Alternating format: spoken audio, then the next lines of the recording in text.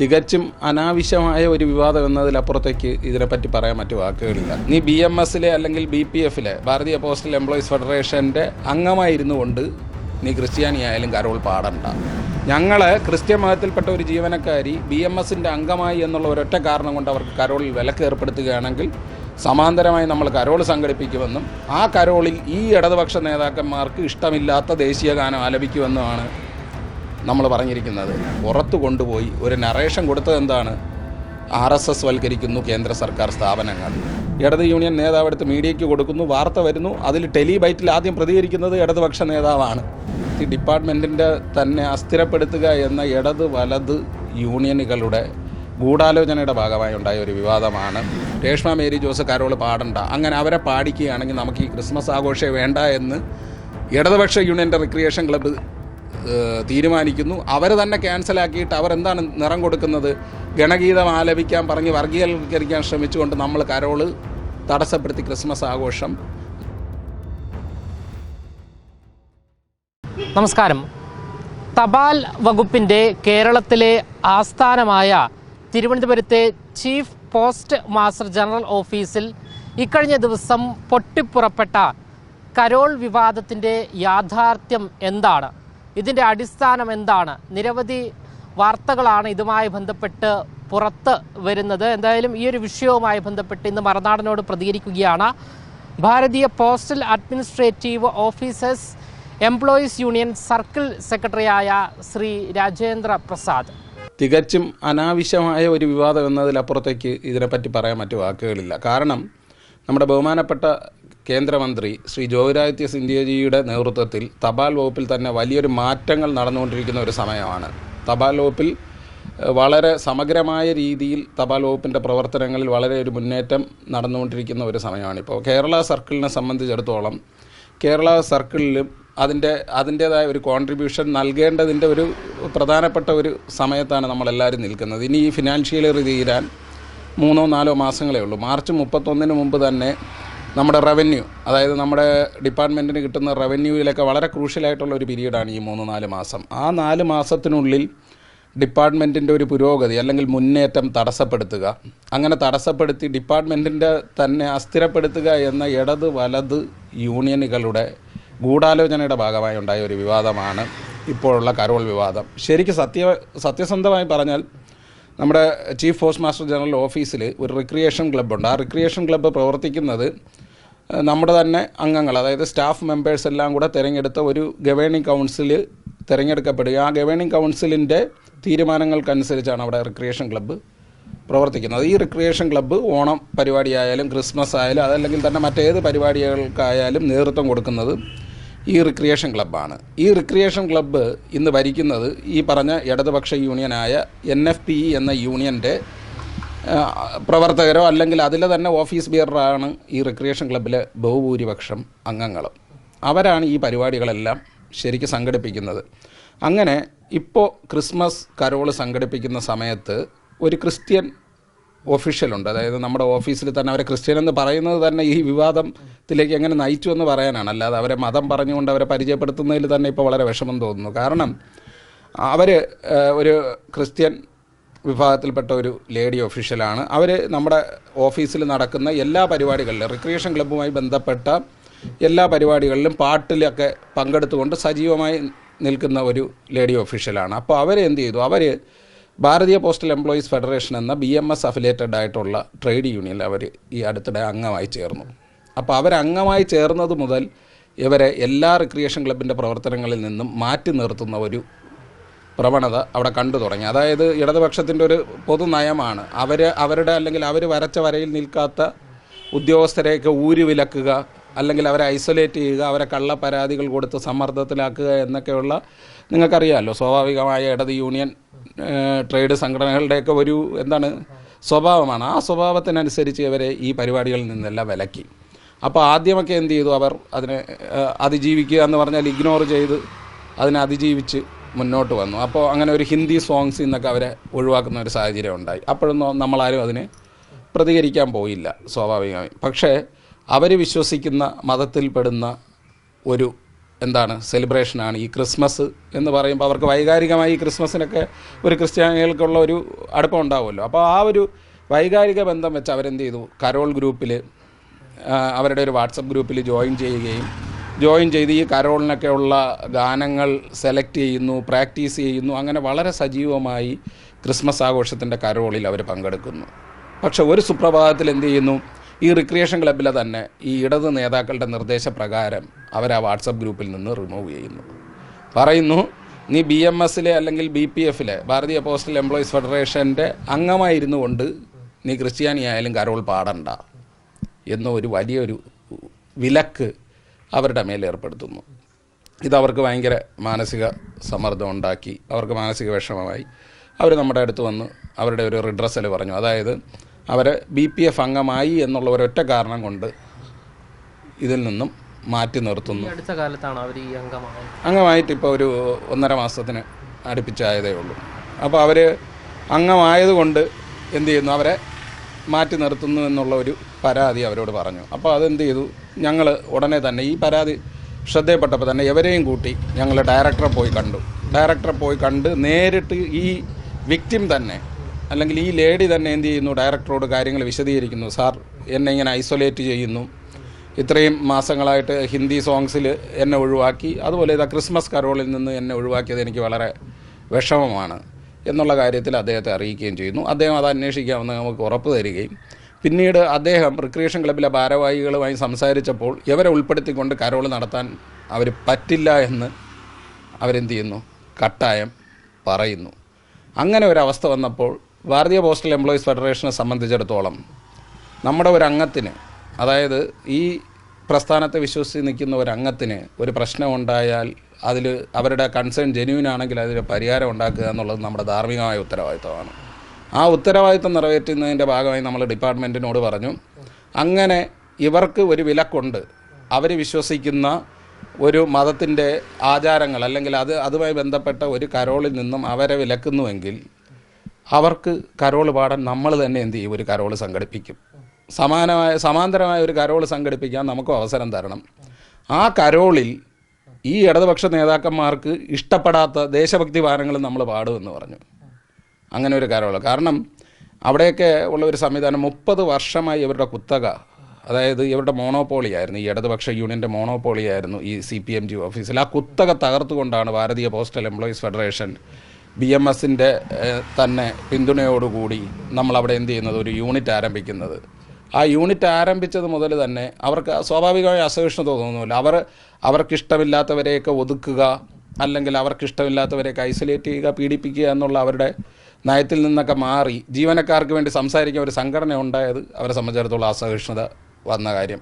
അപ്പം ഞങ്ങളെന്ത് പറഞ്ഞു, അതുപോലെ അസഹിഷ്ണുത ഇവർക്ക് ദേശീയ ഗാനം കേൾക്കുമ്പം അസഹിഷ്ണുതയാണ്, ജനഗണമന കേൾക്കുമ്പോൾ അസഹിഷ്ണുതയാണ്, വന്ദേമാതരം കേട്ടാൽ അസഹിഷ്ണുതയാണ്. അപ്പോൾ അതുകൊണ്ട് എന്ത് പറഞ്ഞു, ഞങ്ങൾ ക്രിസ്ത്യൻ മതത്തിൽപ്പെട്ട ഒരു ജീവനക്കാരി BMSൻ്റെ അംഗമായി എന്നുള്ള ഒരൊറ്റ കാരണം കൊണ്ട് അവർക്ക് കരോളിൽ വിലക്ക് ഏർപ്പെടുത്തുകയാണെങ്കിൽ സമാന്തരമായി നമ്മൾ കരോൾ സംഘടിപ്പിക്കുമെന്നും ആ കരോളിൽ ഈ ഇടതുപക്ഷ നേതാക്കന്മാർക്ക് ഇഷ്ടമില്ലാത്ത ദേശീയ ഗാനം ആലപിക്കുമെന്നുമാണ് നമ്മൾ പറഞ്ഞിരിക്കുന്നത്.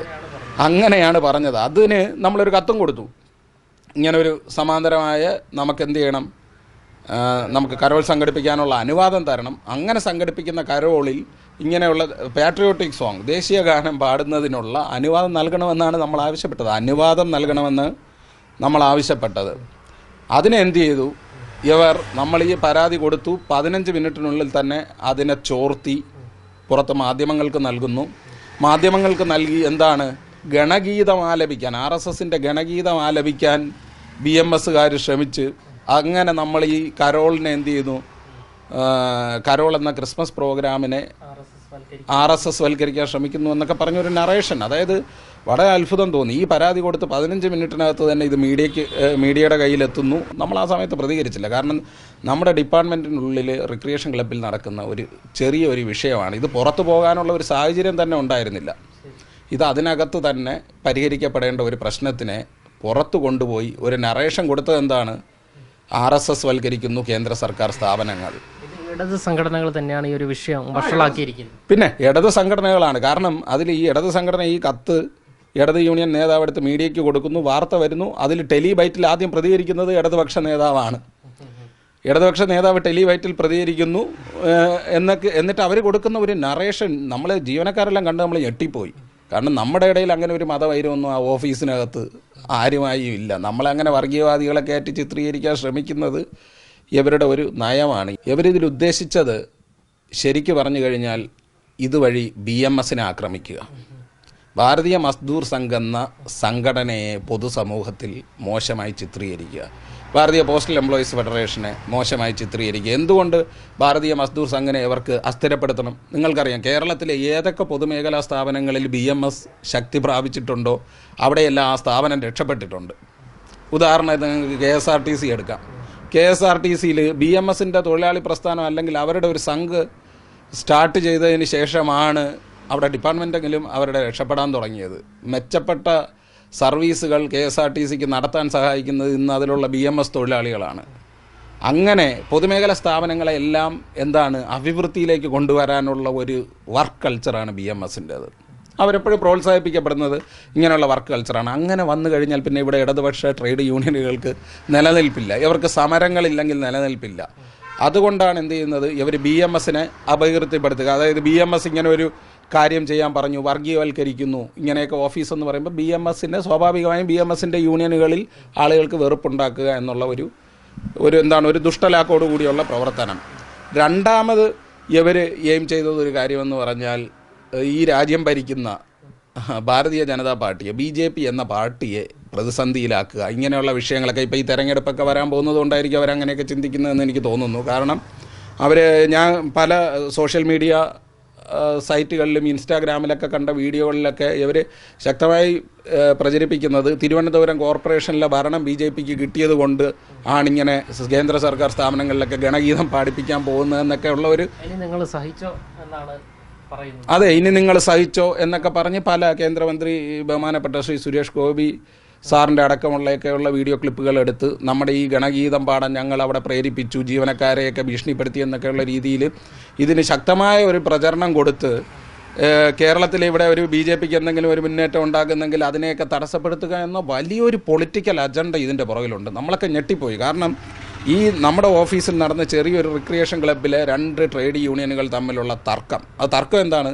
ഒരു ക്രിസ്ത്യൻ യുവതിയെ, നമ്മുടെ തന്നെ ഒരു ക്രിസ്ത്യൻ അംഗമായ ക്രിസ്ത്യൻ യുവതിയെ കരോൾ പാടാൻ സമ്മതിച്ചില്ല. അതിനുള്ള അവസരം കൊടുക്കണമെന്ന് പറഞ്ഞ ഒരു ചെറിയ കാര്യത്തെ അല്ലെങ്കിൽ ഒരു ചെറിയ ഡിസ്പ്യൂട്ടിനെ ഇത്രയും വലുതായി ചിത്രീകരിച്ച് പുറത്ത് കൊണ്ടുവന്ന് മീഡിയയിലെല്ലാം അതിനെ ഒരു വലിയ വാർത്തയാക്കി, ആ വാർത്തയ്ക്ക് ഒരു പ്രാധാന്യം കൊടുത്തുകൊണ്ട് അല്ലെങ്കിൽ കേരളത്തിലെ എല്ലാ സർക്കാർ ഓഫീസുകളും RSS വൽക്കരിക്കുന്നു എന്നൊക്കെ പറഞ്ഞിട്ടുള്ള ഒരു നറേഷൻ കൊടുത്ത് ഇതിനെ വേറൊരു തലത്തിലേക്ക് ഇടതുപക്ഷ യൂണിയനുകൾ കൊണ്ടുപോയി എന്നുള്ളതാണ് ഇതിലെ ഏറ്റവും വലിയൊരു സത്യം. അടുത്ത് ഇതുമായി ബന്ധപ്പെട്ട് പറയാനുള്ള മറ്റൊരു കാര്യം എന്ന് പറഞ്ഞു കഴിഞ്ഞാൽ, നമ്മുടെ ഈ ഡിപ്പാർട്ട്മെൻറ്റിൻ്റെ വളർച്ച എപ്പോഴും പുറകോട്ട് വലിക്കാൻ ശ്രമിക്കുന്ന ഒരു പ്രസ്ഥാനമാണ് ഈ NFPA എന്ന് പറയുന്നത്. ഇവർ രാജ്യ തലസ്ഥാനത്ത് ഡൽഹിയിൽ നടന്ന കർഷക സമരത്തിന് ഫണ്ട് നൽകിയതുകൊണ്ട് 2023 മുതൽ ഇവരുടെ ഫെഡറേഷൻ ബാൻ ചെയ്തിരിക്കുകയാണ്. ഡിപ്പാർട്ട്മെൻറ്റ് നിരോധിക്കപ്പെട്ട ഒരു ഫെഡറേഷനാണ് ഈ NFPA എന്ന ഫെഡറേഷൻ. 2023 മുതൽ ഒരു തൊഴിലാളികളുടെ ഒരു പ്രശ്നവും യൂണിയൻ ഐറ്റമായിട്ട് അവതരിപ്പിക്കാൻ കഴിയാത്തതിൻ്റെ ആവലാതിയിലാണ്. അവർക്കൊരു ഗ്രൗണ്ട് ഒരുക്കുകയാണ് അവർ ഈ ഒരു വിഷയത്തിലൂടെ ശ്രമിക്കുന്നത്. 2, ഇതുമായി ബന്ധപ്പെട്ട് തിങ്കളാഴ്ച വൈകുന്നേരം ഒരു പ്രതിഷേധ ധർണ ബഹുമാനപ്പെട്ട വിദ്യാഭ്യാസ മന്ത്രി V. ശിവൻകുട്ടി ഉദ്ഘാടനം ചെയ്തുകൊണ്ട് ഇവർ ക്രിസ്മസ് ആഘോഷിക്കാൻ പോകുന്നു എന്നാണ് എനിക്ക് ആ സർക്കുലറിൽ നിന്ന് കിട്ടിയത്. അപ്പോൾ ഈ ക്രിസ്മസ് ആഘോഷം വേണ്ടെന്ന് വെച്ചത് ആരാണ്? നമ്മൾ ഈ ക്രിസ്മസ് ആഘോഷം പാടില്ല എന്ന് നമ്മൾ പറഞ്ഞിട്ടില്ല. ഈ ക്രിസ്മസ് ആഘോഷം വേണ്ട എന്ന് തീരുമാനിച്ചത് ഇടതുപക്ഷ യൂണിയൻ്റെ അംഗം അല്ലെങ്കിൽ ഓർഗനൈസിംഗ് സെക്രട്ടറി, ജനറൽ സെക്രട്ടറി ആയിരിക്കുന്ന റിക്രിയേഷൻ ക്ലബ്ബാണ് ഈ പരിപാടി വേണ്ടെന്ന് വെച്ചത്. ആ റിക്രിയേഷൻ ക്ലബ്ബ് സെക്രട്ടറി എന്തുകൊണ്ടാണ് പരിപാടി വേണ്ടെന്ന് വെച്ചത്? അദ്ദേഹത്തിന് നമുക്കൊരു മെയിൽ വന്നു. ഈ റിക്രിയേഷൻ ക്ലബ്ബ് സെക്രട്ടറിയാണ് മെയിൽ അയച്ചത്. എങ്ങനെ?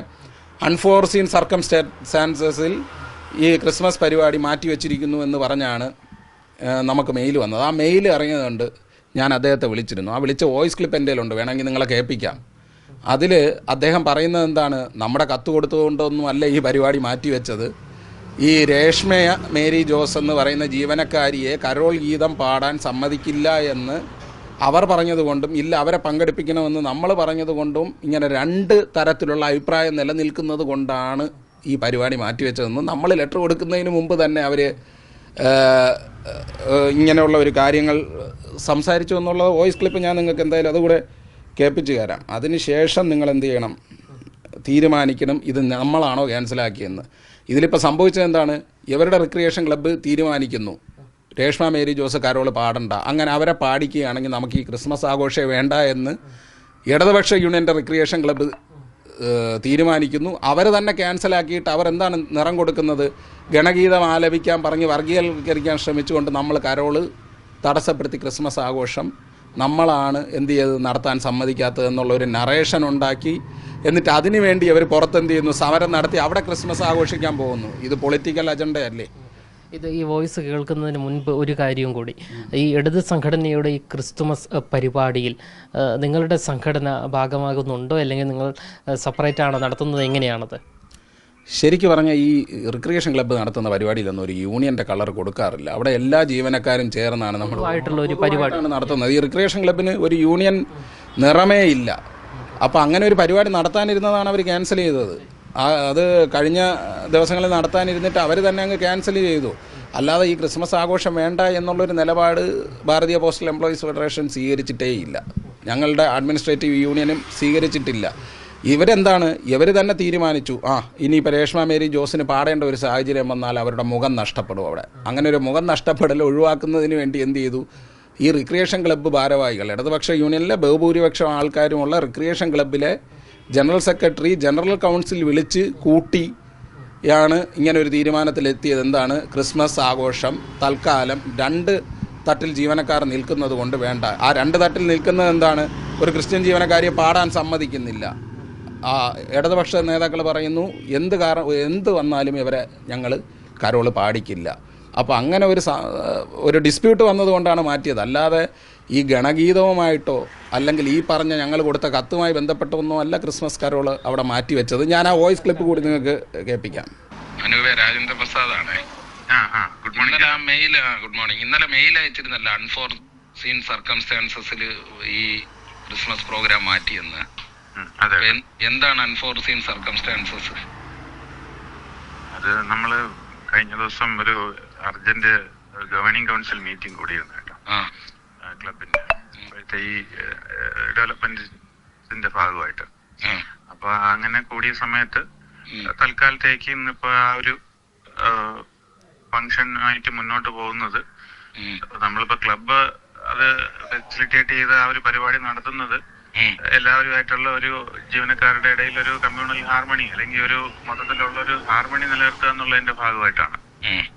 അപ്പൊ ഇതിപ്പോ ഇങ്ങനെ ഒരു ഡിസ്പ്യൂട്ട് പോലെ നിൽക്കുന്നു എന്നുള്ളത് കൊണ്ട് നമ്മളിപ്പോ അത് നടത്തുന്നത് കൂടുതൽ ജീവനക്കാരുടെ ഇടയിൽ ഒരു ബുദ്ധിമുട്ടുണ്ടാക്കും. അതായത് എല്ലാവർക്കും പല ഗ്രൂപ്പുകൾ പോലെയൊക്കെ നിൽക്കുന്നു. അപ്പൊ അത് നടത്തി കഴിഞ്ഞാൽ എന്തെങ്കിലും പ്രശ്നം ഉണ്ടാകും എന്നുള്ള രീതിയിലാണ് അങ്ങനെ ഒരു ഡിസിഷനിലോട്ട് ഗവേണിംഗ് കൗൺസിൽ പോയത്. തൽക്കാലത്തേക്ക് ആഘോഷങ്ങളൊന്നും ഇല്ല എന്നുള്ള ഒരു ഇന്റിമേഷൻ അഡ്വാൻസ് ആയിട്ട് കൊടുത്തതേ ഉള്ളൂ. അത് ആ മീറ്റിങ്ങിന് എടുത്ത ഡിസിഷനാണ്. അതായത് ഇത് 2 കാര്യമാണ് എനിക്കത് ക്ലിയർ ചെയ്യേണ്ട കാര്യം. ഒന്ന്, നമ്മൾ ഈ ദേശഭക്തി ഗാനം പാടുമെന്ന് പറഞ്ഞതുകൊണ്ടാണോ ഈ പരിപാടി മാറ്റിയത്? അതല്ല രേഷ്മയെ കരോള് പാടിക്കുന്നതിൽ ബുദ്ധിമുട്ടുള്ളത് കൊണ്ടാണോ മാറ്റിയത്? ഇതിൽ ഏത് റീസണിലാണ് നിങ്ങൾ മാറ്റി വെച്ചതെന്നാണ് ഞാൻ ചോദിക്കുന്നത്. ആ റീസണൊന്നും അല്ല ചേട്ടാ ഗവേണിംഗ് കൗൺസിലിനകത്ത് ഡിസൈഡ് ചെയ്തത്. പിന്നെ ഇപ്പൊ ഇതിനകത്ത് തുടക്കം മുതൽ ഇങ്ങനെ ചില ഇഷ്യൂസ് ഓഫീസിനകത്ത് കേൾക്കുന്നു. ഇപ്പൊ നിങ്ങളിപ്പോ ലെറ്റർ കൊടുത്തോ അല്ലെങ്കിൽ ലെറ്റർ കൊടുക്കുന്നതിനൊക്കെ മുമ്പ്, അതായത് എനിക്ക് തോന്നുന്നു തലേ ദിവസം ഓൾറെഡി ഇപ്പം ചേട്ടനുമായിട്ട് ഇപ്പൊ ചേട്ടൻ എൻ്റെ അടുത്ത് ഒന്ന് സംസാരിച്ചത് ക്ലബിന്റെ ജനറൽ സെക്രട്ടറിയുടെ ഒരു നിലയ്ക്കാണ് സംസാരിച്ചത്. പിന്നെ എൻ്റെ അടുത്ത് പിന്നെ വെൽഫെയർ ഓഫീസർ സംസാരിച്ചു. പല ആൾക്കാരും ഇപ്പൊ ഈ കേസ് രേഷ്മ ഇങ്ങനൊരു കൺസേൺ റൈസ് ചെയ്തിട്ടുണ്ട് എന്ന് പറഞ്ഞിട്ട് സംസാരിച്ചു. എന്തായാലും തിരുവനന്തപുരം നഗരസഭയിൽ BJP വലിയ ഭൂരിപക്ഷത്തോടു കൂടിയാണ് വിജയിച്ചിരിക്കുന്നത്. ഇതിന് പിന്നാലെ ഈ ഒരു കരോൾ വിവാദം ഉയർന്നു വരുന്നു. അപ്പോൾ സോഷ്യൽ മീഡിയയിലടക്കം ഉയർന്നു വരുന്നത് BJPയെ ജനങ്ങൾ ജയിപ്പിച്ചല്ലോ, അപ്പോൾ ഇത്തരത്തിലുള്ള സംഭവങ്ങൾ നടക്കും, അത് സഹിക്കുക തന്നെ വേണം എന്നാണ് സോഷ്യൽ മീഡിയയിലടക്കം വാദപ്രതിവാദങ്ങൾ ഉയർന്നു വരുന്നത്. അതേസമയം തന്നെ ഇതിൻ്റെ യാഥാർത്ഥ്യം ഇതാണ് എന്നാണ് ശ്രീ രാജേന്ദ്ര പ്രസാദ് നമ്മളോട് വ്യക്തമാക്കുന്നത്.